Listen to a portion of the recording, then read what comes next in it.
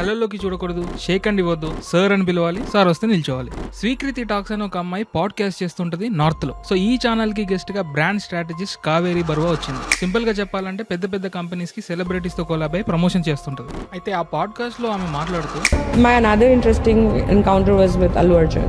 Before meeting him, we had a note which had 42 do's and don'ts. Oh my god. Yeah.